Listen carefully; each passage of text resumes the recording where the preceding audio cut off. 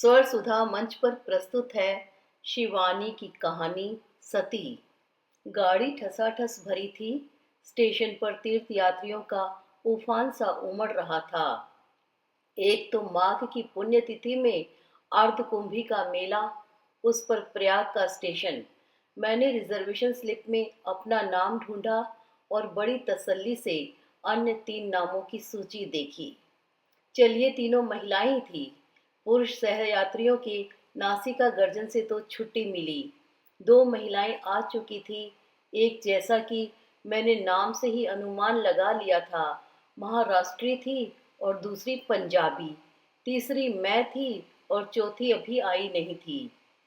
मैं एक ही दिन के लिए बाहर जा रही थी, इसी से एक छोटा बटुआ ही साथ में था।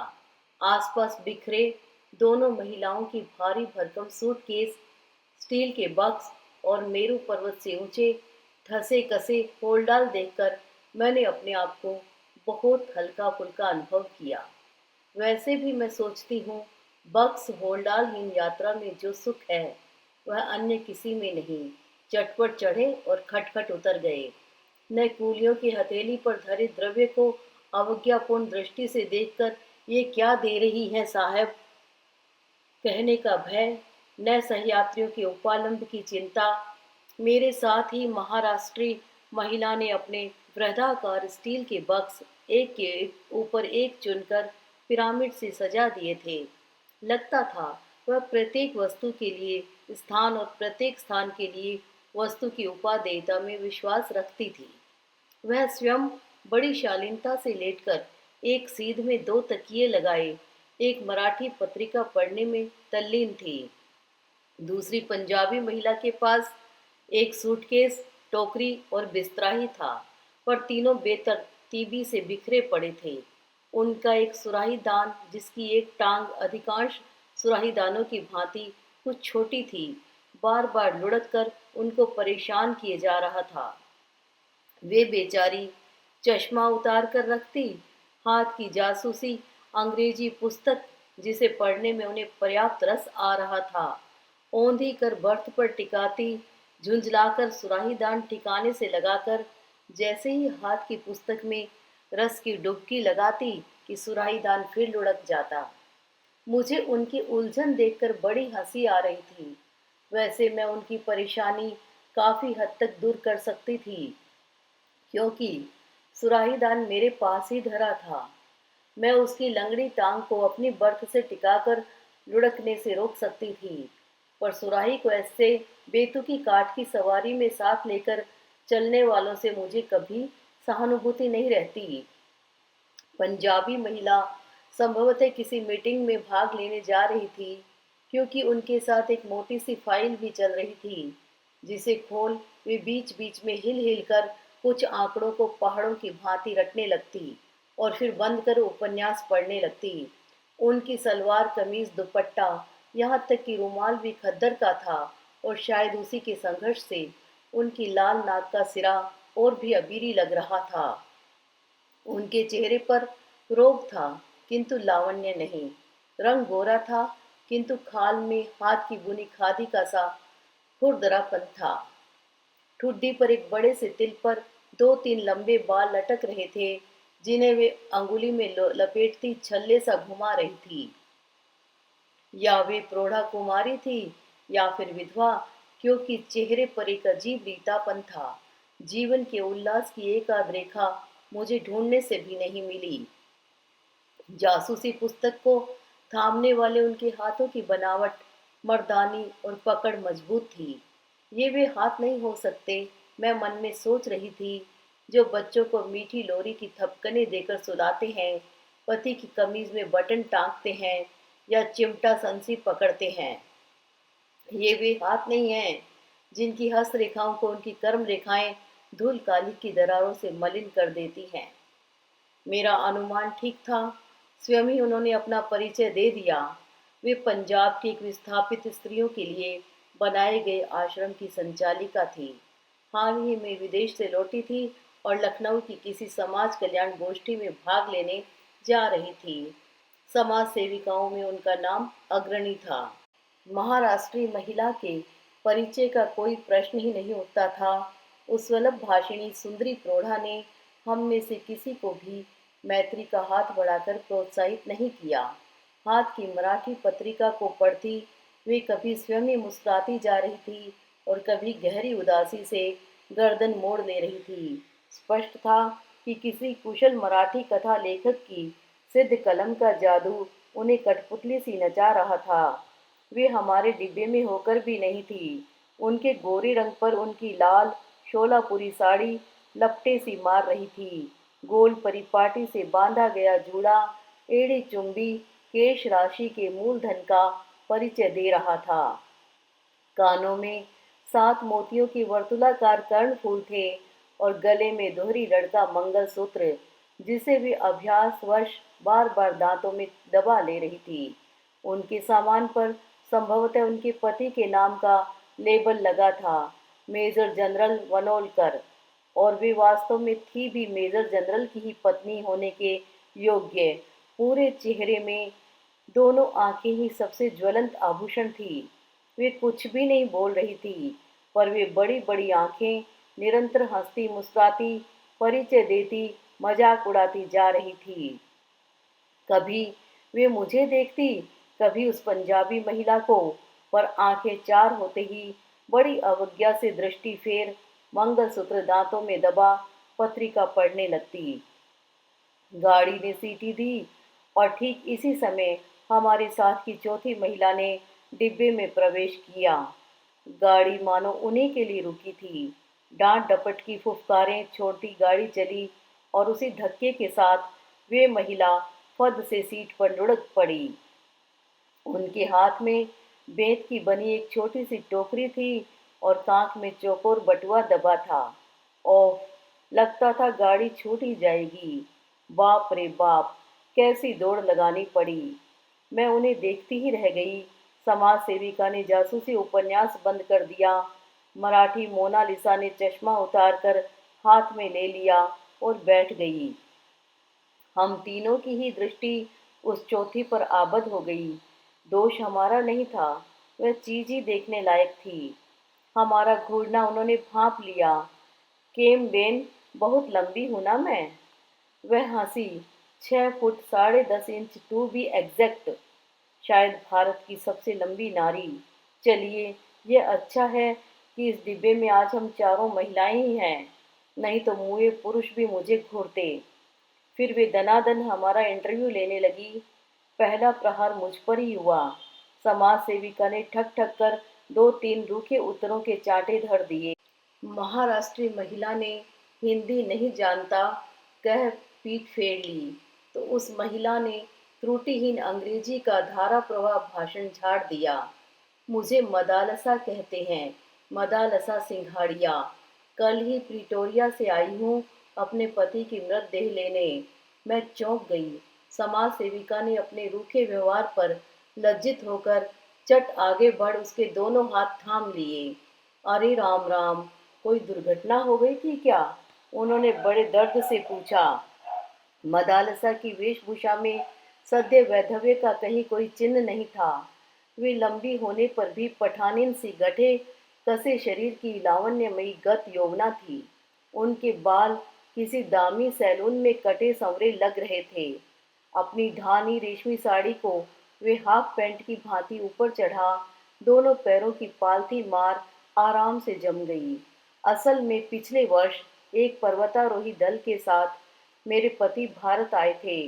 वहीं एक एवलांच तूफान के नीचे दबकर उनकी मृत्यु हो गई। तो क्या मृतदेह अब मिली? मैंने पूछा। हाँ, भारत सरकार ने मुझे सूचित किया तो भागती आई। बर्फ में दबी देह सुना ज्यों की त्यों मिली है। मेरे बुने स्वेटर का, जिसे उन्होंने पहना था, एक फंदा भी नहीं टूटा।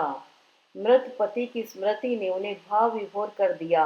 बटुए से मर्दाना रुमाल निकाल वे कभी आंखें पोंछने लगी, कभी अपनी सुरपनखा सी लंबी नाक। बेचारी करती भी क्या, कोई भी जनाना रुमाल उस नाक का अस्तित्व नहीं संभाल सकता था। अचानक हम तीनों को बेचारी मदालसा का 1 वर्ष पुराना वैधव्य एकदम ताज़ा लगने लगा। तो क्या अब आप अपने हस्बैंड का डेड बॉडी लेकर प्रिटोरिया फ्लाई करेगा? महाराष्ट्री महिला ने पूछा। नहीं बेन, मदालसा सीट पर लेट गई तो लगा एक लंबे खजूर का कटा पेड़ ढह गया। एक लंबी सांस खींचकर उन्होंने कहा, मैं असल में सती होने भारत आई हूँ। हम तीनों को एक साथ अपने उस उत्तर का क्लोरोफॉर्म सूंघा। सती ने एकदम आंखें मूंद ली, जैसे वह चाह रही थी कि अब हम उन्हें शांति से पड़ी रहने दें। ऐसा भी भला किसी ने सुना था इस युग में सुस्पष्ट उच्चारण में अंग्रेजी बोलने वाली 6 फुट 10.5 इंच की यह काया कल बर्फ में दबी पति की 1 साल बासी लाश को छाती से लगा जल भुनकर राख हो जाएगी? नहीं, आपको ऐसी मूर्खता करने का कोई अधिकार नहीं है। यह एक अपराध है। क्या आप यह नहीं जानती? खादीदारी महिला उठकर मदालसा के सिरहाने बैठी, ऐसे गंभीर भाषण की गोलाबारी झाड़ने लगी जैसे चिता सचमुच प्रज्वलित हो चुकी है और सती लपटों में कूदने को तत्पर है। भावावेश के दुर्बल क्षणों में नारी कभी बड़ा बचपना कर बैठती है, इसका मुझे व्यापक अनुभव है। अभी हाल ही में मेरे आश्रम की 2 युवतियां ऐसी मूर्खता कर बैठी। मुझे ही देखिए, भारत विभाजन के समय मेरे पति की हत्या कर दी गई, पर मैं क्या सती हो गई? सिली सेंटीमेंट। यदि मैं भी उस दिन आपकी भांति सती हो जाती तो आज यह देह दीन दुखियों के काम आ सकती थी। पहले मॉडल जेल की अध्यक्षा रही और अब गिरी बहनों के आश्रम की देखरेख करती हूँ। ना बेन ना, मदालसा ने करवट बदली। मैं तो सती होने ही भारत आई हूँ। हाय मेरा नील रतन, नीलू डार्लिंग, कह वह फिर मर्दाने रुमाल में मुंह छिपाकर सिसकने लगी। आप चाहें तो मैं आपके साथ चल सकती हूँ। आपके पति के अंतिम संस्कार में सहायता कर आपको अपने आश्रम में ले चलूंगी। समाज सेविका ने अपने उदार प्रस्ताव का चुग्गा डालकर मदालसा को रिझाने की चेष्टा की। मदालसा बड़ी उदासी से हंसी। धन्यवाद बेन, पर ब्रह्मा भी अब मुझे अपने निश्चय से नहीं डिगा सकते। यह रोग हमारे खानदान में चला आया है। मेरी परनानी तो राजा राम मोहन राय और सर विलियम बेंटिंग को भी हिस्सा देकर सती हो गई थी। और नानी के लिए तो लोग कहते हैं कि नाना जी की मृतदेह गोद में लेकर चिता में बैठते ही स्वयं चिता धू धू कर जल उठी थी। फिर मेरी माँ और अब मैं।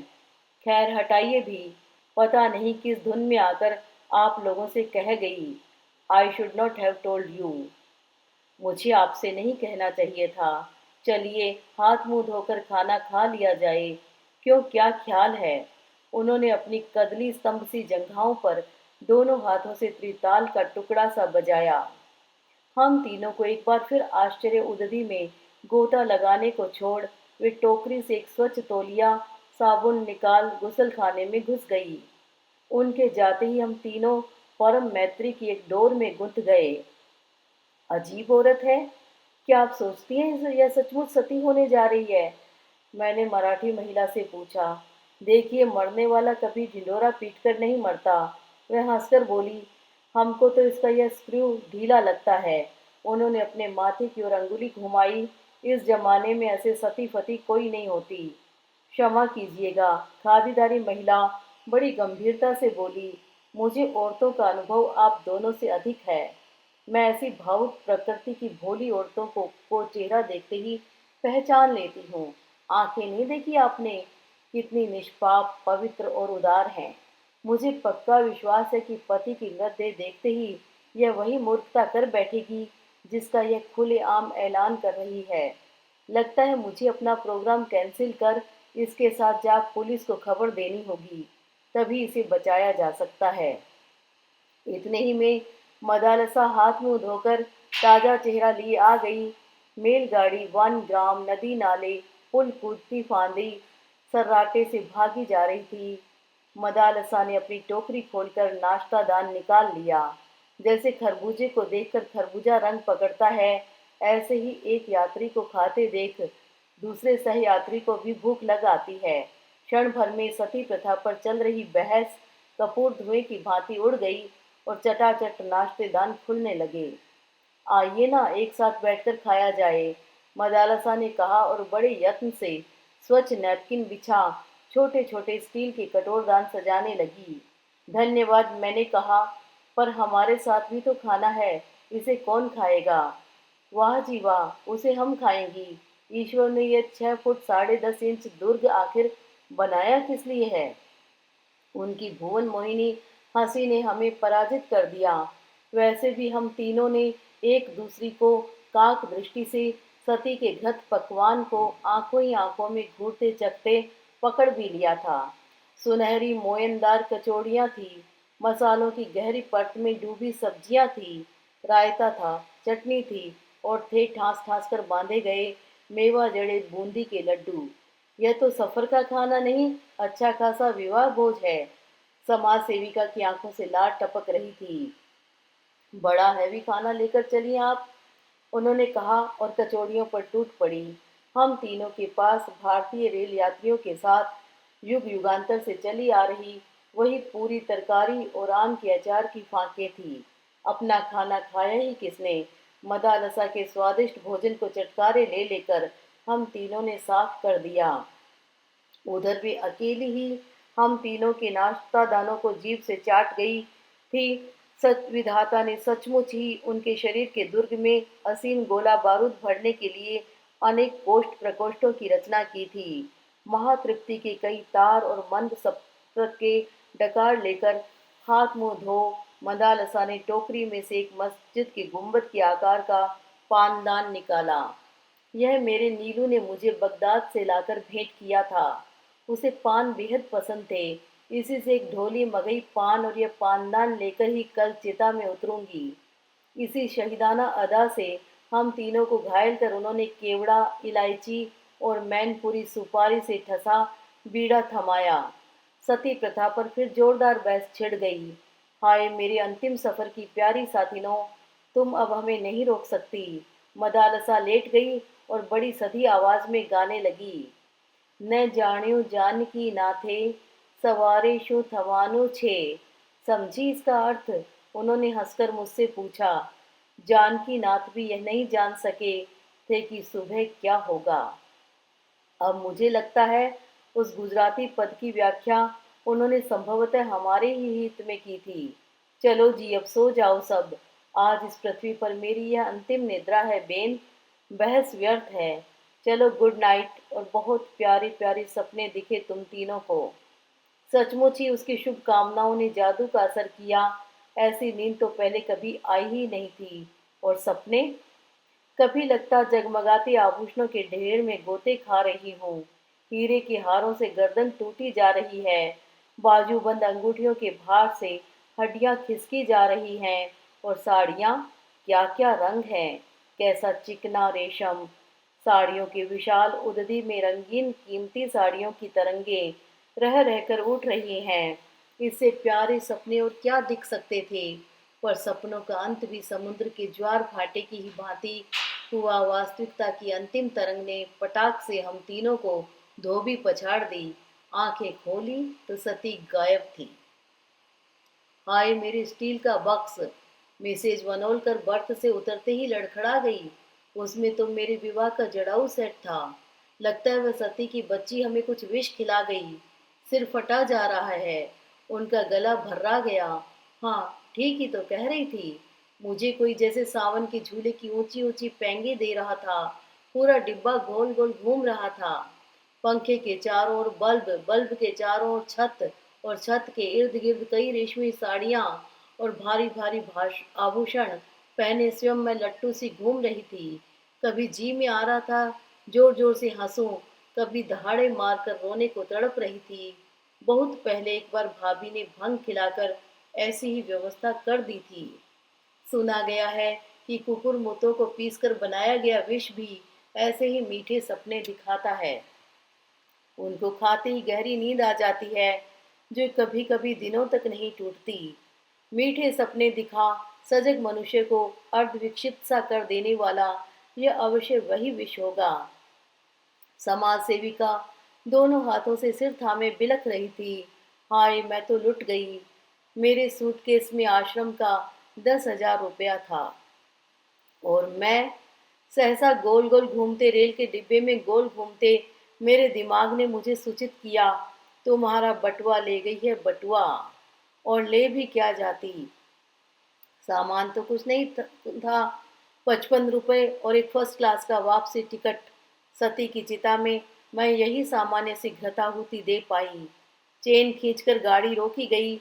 सचमुच ही समाज सेविका को पुलिस को खबर देनी पड़ी, पर सती को बचाने नहीं, पकड़वाने के लिए। वह मिल जाती तो शायद हम तीनों स्वयं उसकी चिता चुनकर उसे झोंक देती। पर कहना व्यर्थ है, आज तक पुलिस उस सती मैया के फूल नहीं चुन पाई।